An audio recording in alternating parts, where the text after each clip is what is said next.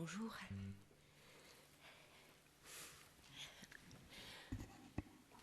Alors, si je vous dis, j'attends la première image, voilà. La raison du plus fort est toujours la meilleure. Ou tout flatteur vit aux dépens de celui qui l'écoute. Ou encore, rien ne sert de courir, il faut partir à point. À quoi pensez-vous? À La Fontaine. On pourrait quand même, ce sont donc toutes des citations, ce sont des enseignements à retirer de 3 fables de La Fontaine. Mais on pourrait se demander pourquoi des histoires d'il y a un bon 3 siècles ne se démodent pas. On les apprend toujours à l'école, la preuve. Peut-être parce qu'elles rendent les leçons de morale, les valeurs universelles, accessibles et facilement mémorisables. Elles sont courtes, ludiques et surtout indirectes. Elles racontent donc des histoires imaginaires, allégoriques, et ça permet de réfléchir sur la nature humaine, à ses valeurs, sans se sentir directement visé. Eh bien, bien avant La Fontaine, Jésus utilisait déjà des histoires pour enseigner les foules. Mais contrairement à celles du XVIIe siècle, les paraboles de Jésus racontent la vie réelle, et donc les animaux n'y parlent pas. L'enseignement est tiré de la nature, de la vie quotidienne des auditeurs, ce que leurs yeux, ce que leurs oreilles et leur cœur peuvent voir, entendre et comprendre. D'où la fameuse phrase de Jésus que celui qui a des oreilles entende, bien sûr. Et c'est sur l'enseignement de Jésus que nous allons nous attarder aujourd'hui par le biais de 3 paraboles dans le chapitre 13 de l'évangile de Matthieu, puisque, oui, nous continuons notre série sur cet évangile, notre série de réflexions, série qui s'intitule justement « Jésus dans la vraie vie ». Et la prédication de ce matin s'intitule « Quand Jésus parle en végétal ». C'est un drôle de titre, vous ne trouvez pas ? Mais il est vrai que le chapitre 13 de cet évangile contient des paraboles qui toutes concernent le royaume des cieux, et il se fait en effet que plusieurs d'entre elles font appel au monde végétal. En fait, dès le chapitre 2 de son évangile, Matthieu fait allusion à un royaume, en parlant de sages venus d'Orient qui, suivant une étoile, cherchent le roi des Juifs. Un royaume à venir, donc. Et au chapitre 3, déjà, directement après, Jean-Baptiste, celui qui doit préparer la venue du Sauveur, proclame aux foules qui viennent l'écouter dans le désert « Changez de vie, car le royaume des cieux est tout proche. » Et dès le chapitre 4, le royaume est enfin là, puisque Jésus commence à annoncer la bonne nouvelle du royaume dans les synagogues de Galilée. Quasiment tous les chapitres précédant ce fameux discours en parabole du chapitre 13, il est question du royaume ou du royaume des cieux. Mais c'est ici, dans le chapitre 13, que l'enseignement se fait plus systématique. Toutes les histoires, sauf une, commencent par « le royaume des cieux est semblable à ». Ça rappelle un peu les fables. On y retrouve des paraboles célèbres dans ce chapitre, celle du semeur, de l'ivraie et du blé, de la graine de moutarde, du trésor dans le champ, de la perle, etc. Toutes ces paraboles ont été commentées de diverses façons au fil du temps, comme si, contrairement aux fables du XVIIe siècle, on pouvait les aborder sous différents angles. Et ce n'est pas étonnant, en fait, parce que les paraboles n'expliquent pas vraiment ce qu'est le royaume. Il n'y a pas de description précise, pas d'indication de lieu où ça se trouve. Il n'y a même pas de précision non plus sur quand le royaume s'établira vraiment. Les paraboles ne livrent pas d'informations sur le royaume, nous dit Céline Romer dans un de ses livres. Bref, elles ne parlent que de lui, mais n'en disent rien. Cette prouesse nous oblige à les aborder autrement, non pas pour ce qu'elles livrent à notre savoir, mais pour ce qu'elles suscitent dans notre existence. L'enseignement de Jésus est donc destiné à interpeller les gens.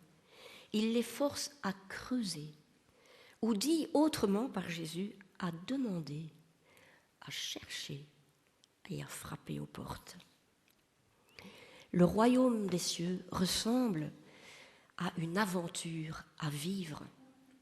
Mais pour pouvoir la vivre, il va falloir d'abord décider de s'y lancer.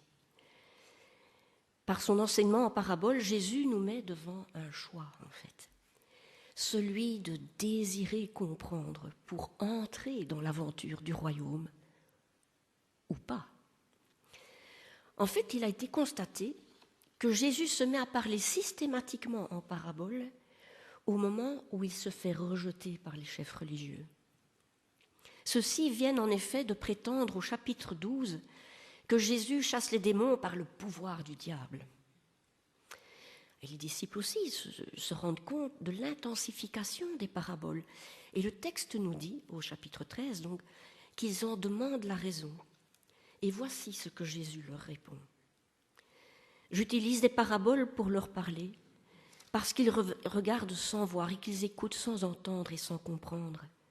Ainsi s'accomplit pour eux la prophétie exprimée par Ésaïe. Vous entendrez bien, mais vous ne comprendrez pas. Car ce peuple est devenu insensible. Ils se sont bouchés les oreilles. Ils ont fermé les yeux, afin d'empêcher leur intelligence de comprendre. Mais vous, les disciples donc, heureux êtes-vous. Vos yeux voient et vos oreilles entendent.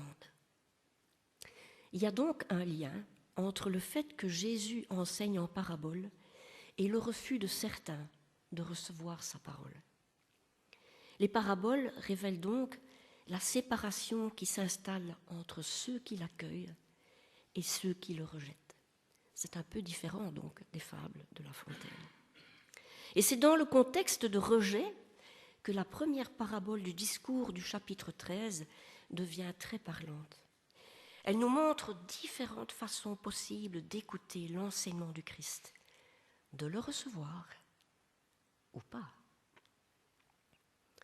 Un jour, le semeur sortit pour semer. Comme il semait, une partie des grains tomba au bord du chemin. Les oiseaux vinrent et les mangèrent. Une autre partie tomba sur un sol pierreux où il y avait peu de terre. Les grains poussèrent aussitôt parce que la couche de terre n'était pas profonde. Et quand le soleil se leva, il brûla les jeunes pousses. Et faute de racines, elles se desséchèrent.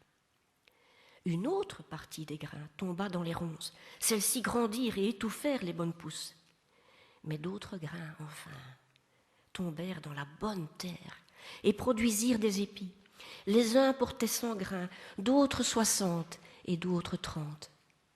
Et Jésus ajouta, « Celui qui a des oreilles, qu'il entende. » Alors selon cette parabole, certains ne reçoivent pas l'enseignement du Christ. D'autres l'acceptent superficiellement, mais sans la laisser s'enraciner en eux. D'autres encore la laissent étouffer sous les soucis et les divertissements de tout genre. Et d'autres enfin la laissent s'enraciner et germer en eux jusqu'à ce que cette parole porte du fruit. Pour le Christ, le royaume n'est donc pas premièrement quelque chose d'extérieur à nous. Il est avant tout le fruit d'une rencontre intime entre l'enseignement du Christ et le cœur bien disposé de l'auditeur. Le royaume des cieux commence à l'intérieur de soi. C'est dans les cœurs que Dieu veut premièrement régner. C'est la disposition de nos cœurs à écouter, à nous laisser rencontrer au plus profond de nous, qui permet à son royaume de s'établir en nous. « Je vous donnerai un cœur nouveau, dit le Seigneur, par le prophète Ézéchiel. Et je mettrai en vous un esprit nouveau. J'ôterai de votre cœur, de votre corps, le cœur de pierre, et je vous donnerai un cœur de chair. » Avoir le cœur touché par la parole de Christ, ça dépasse donc de loin le fait d'avoir une bonne connaissance de la Bible ou la bonne théologie. Avoir le cœur touché signifie que tout l'être, toute la vie est impactée, pas seulement la tête, pas d'intellectualisation. Et Jésus a dit « Heureux ceux qui écoutent ce que Dieu dit et le mettent en pratique ». Cela étant dit, ce petit verset nous rappelle quand même qu'une bonne connaissance de ce que Dieu dit est importante. C'est la parole du Christ telle que lui l'a enseignée qui transforme et mène à l'action. Pas ce que nous voudrions que le Christ dise, pas nos sentiments, pas nos impressions. C'est l'enseignement du Christ qui est la semence et qui, par l'action du Saint-Esprit, a le pouvoir de transformer les attitudes et les actes. Alors, comment laissons-nous l'enseignement du Christ nous toucher ? Quels sont les endroits de notre cœur, de nos pensées ? Quels sont nos actes durs et imperméables à l'enseignement d'amour du Christ ? Comme la terre le long du chemin où les oiseaux mangent la bonne semence. Quels sont les endroits de nos vies trop superficiels, où nous laissons le Christ entrer, mais pas trop quand même, pas suffisamment pour vraiment nous remettre en question. On ne laisse pas le Christ s'enraciner en nous, ni son enseignement germer, et on finit par se dessécher. Quelles sont les distractions aussi, les soucis, qui encombrent nos vies et étouffent la parole ? Si nous sommes un tant soit peu honnêtes, nous reconnaîtrons que nous avons tous et toutes besoin d'être touchés, d'être régénérés par notre Seigneur. Je pense que si Jésus ne dit ni le temps, ni le lieu du royaume de Dieu, c'est parce qu'il peut arriver à n'importe quel moment et qu'il peut être n'importe où. Il est là quand et où nous le voulons. Le royaume, c'est ici, c'est aujourd'hui, c'est maintenant. Quand nous laissons le Christ atteindre et transformer les lieux profonds et cachés de nos cœurs. Mes amis, ne ratons pas l'invitation lancée par le Christ à entrer dans le royaume ou à continuer l'aventure du royaume et à oser la rencontre avec le Christ et son enseignement encore et encore.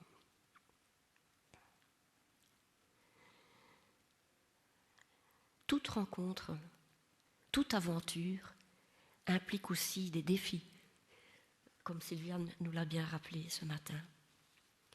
Merci Sylviane. Sans laisser le temps aux auditeurs d'intellectualiser ce qu'ils viennent d'entendre, le Christ continue déjà et leur propose une autre parabole. Le royaume des cieux ressemble à quelqu'un qui avait semé de la bonne semence dans son champ. Et une nuit, pendant que tout le monde dormait, son ennemi vint semer de la mauvaise herbe parmi le blé et s'en alla. Lorsque l'herbe poussa et que les épis se formèrent, la mauvaise herbe apparut aussi. Les serviteurs du maître de maison vinrent lui dire « Maître, n'as-tu pas semé de la bonne semence dans ton champ ? D'où vient donc cette mauvaise herbe ?» Il leur répondit « C'est un ennemi qui a fait cela. » Les serviteurs lui demandèrent « Veux-tu que nous allions enlever la mauvaise herbe ?» « Non, répondit-il, car en l'enlevant, vous risqueriez d'arracher aussi le blé. Laissez-les pousser ensemble jusqu'à la moisson, et à ce moment-là, je dirai au moissonneur, enlevez d'abord la mauvaise herbe et liez-la en botte pour la brûler. Puis vous rentrerez le blé dans mon grenier. » L'ivraie, c'est la mauvaise herbe dont il est question ici, est connu pour pomper l'énergie du sol au point de l'appauvrir. Et cela peut aussi appauvrir et affaiblir le vrai blé. Selon cette histoire, entrer dans l'aventure du royaume, ce n'est pas une assurance tout risque. Ceux qui y entrent vont devoir coexister avec le mal environnant. C'est une réalité qu'il va falloir saisir et apprendre à accepter. Non, Dieu ne va pas nécessairement enlever tous les obstacles de nos vies. Il le fera un jour, c'est sûr, mais il le fera au jour de la moisson. Mais nous alors, qu'allons-nous faire en attendant ce jour ? Eh bien, ce qui est remarquable dans cette parabole, c'est que Jésus ne met pas l'accent sur l'ennemi et le mal. Il le met sur l'attitude de ceux qui appartiennent au royaume. Et étonnamment, il ne leur est pas demandé d'extirper à tout prix le mal de ce monde. Ça, c'est la prérogative de Dieu et de Dieu seul. Il est seulement attendu d'eux de continuer patiemment à porter du fruit. Dieu s'occupera de l'ennemi et du mal. En son temps, il y aura un tri final. Mais ici, ce qui intéresse Jésus avant tout, c'est le fruit abondant récolté, malgré la présence pour l'instant de mauvaises herbes. C'est cette récolte-là que Jésus veut préserver. Et c'est pour cela qu'il met en garde contre l'envie de jouer au justicier par nous-mêmes, car cela risque de faire du mal à ceux-là même qui appartiennent au royaume. Pensez aux dégâts que les inquisiteurs du XVIIe siècle, justement, ont fait au christianisme. Ils étaient persuadés d'accomplir l'œuvre de Dieu en arrachant le soi-disant mal qui habitait ceux qu'ils considéraient comme des hérétiques. Pensez au mal que font encore les personnes très légalistes aujourd'hui, qui diabolisent ceux qui n'ont pas la même théologie qu'eux, sans parler des dégâts qu'ils font quand ils prennent le pouvoir politique. Jésus a dit « Vous aurez des tribulations dans ce monde, mais prenez courage, j'ai vaincu le monde. » En attendant le jour de la moisson abondante, il nous faut donc garder l'espérance que donne celui qui a vaincu le monde. C'est à lui qu'il faut regarder, à son exemple, que nous pouvons nous attacher avec courage. Lui qui a dit « Aimez vos ennemis, priez pour ceux qui vous persécutent. Ainsi vous deviendrez les enfants de votre Père qui est dans les cieux. » Quand je vous disais que le royaume des cieux est un défi. Mais alors, est-ce que ça veut dire qu'il faut se tourner vers le Christ tout en se taisant et en laissant le mal proliférer ? Non, non, je ne le crois pas. S'il ne nous est pas demandé d'arracher le mal de ce monde, nous sommes quand même mis au défi, un défi immense, tant pour moi que pour vous, de porter du fruit pour Dieu malgré le mal environnant. L'apôtre Paul conseille dans sa lettre aux Romains de surmonter le mal par le bien. Et cela suit ce que Jésus dit lui-même.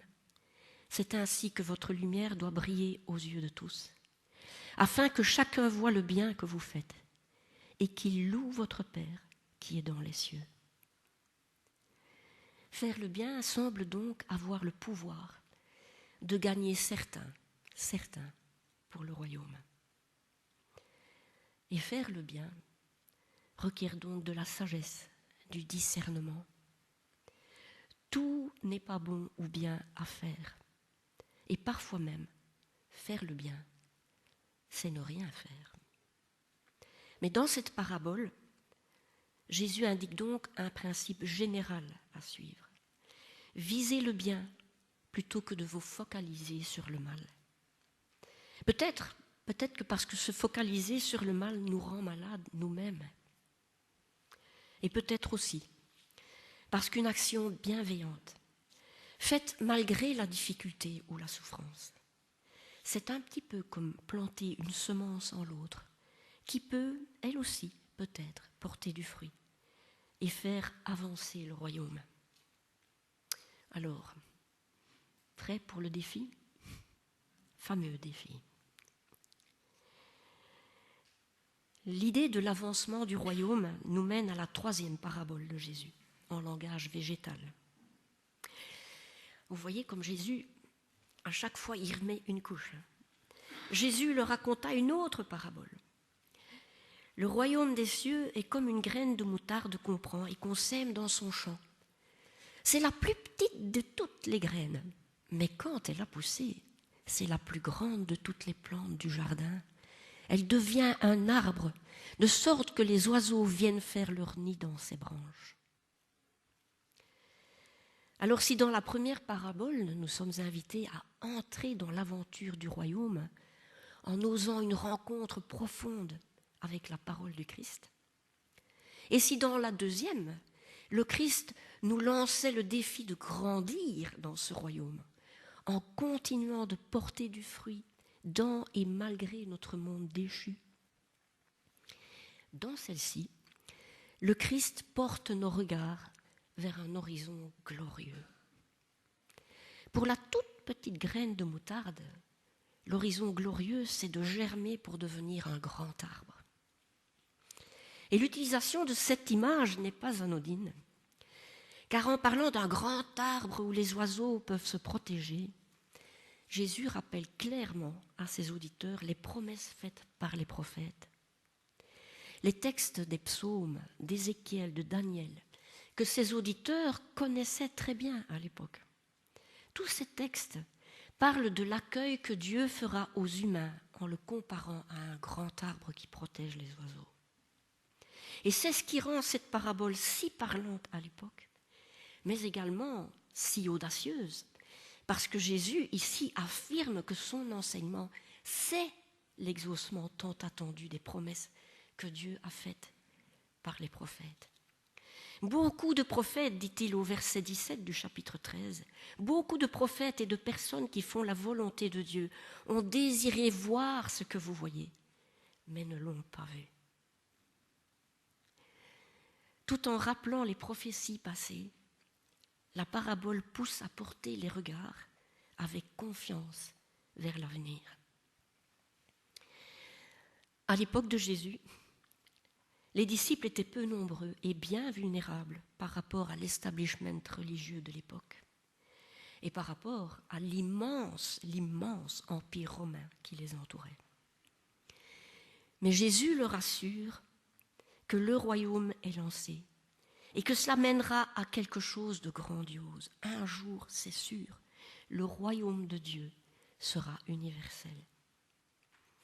Alors la parabole de la graine de moutarde est donc la parabole par excellence de la confiance. Confiance dans les promesses que Dieu fait. Et ce message, il est encore toujours valable pour nous. Tout comme les auditeurs de Jésus à l'époque, nous sommes encore toujours dans le processus de germination du royaume des cieux. Et exactement comme eux, nous pourrions nous laisser distraire du royaume ou nous laisser dessécher, comme dans la parabole du semeur. Peut-être pourrions-nous baisser les bras face au mal qui nous environne, comme dans la parabole du blé et de la mauvaise herbe, ou encore nous décourager par le peu de chrétiens dans notre entourage et par leur vulnérabilité. Et donc le message de confiance que Jésus enseigne reste d'actualité. Même si ici et maintenant, nous nous sentons petits ou découragés ou même perdus, le message du Christ reste le même. Mon royaume est en marche et rien ne l'arrêtera, jusqu'à ce qu'il ait atteint son horizon glorieux. Alors je nous souhaite bon courage et confiance jusqu'au bout. C'est pas encore tout à fait fini, mais nous sommes arrivés à la fin, à la conclusion. Et comme Jésus, à aucun moment, si vous avez bien remarqué, je n'ai défini ce qu'est le royaume de Dieu. Parce que le royaume, ce n'est pas une théorie, c'est une aventure dans laquelle il nous faut accepter d'entrer. C'est une rencontre qui se vit au plus profond de soi quand on est disposé à écouter et à se laisser toucher encore et encore par la parole et l'enseignement du Christ. Le royaume, c'est aussi certainement, comme Sylvia nous l'a dit, un défi à relever. Celui de suivre le Christ, de poursuivre le bien et le bon contre vents et marées. Et enfin, c'est un horizon glorieux vers lequel tendre avec confiance.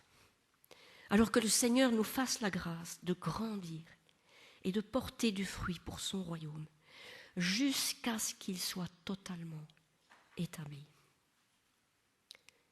Vous pouvez dire Amen maintenant. Alors je propose de prendre quelques instants de réflexion et puis de chanter le Notre Père. Parce que je trouve que cette prière, elle nous indique tout ce dont nous avons besoin pour vivre le royaume. Et ce Notre Père-là, c'est un chant à répondre.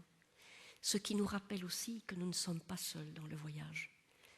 Nous sommes ensemble sur le bateau. Nous sommes ensemble en train de germiner comme les semences. Je vous remercie.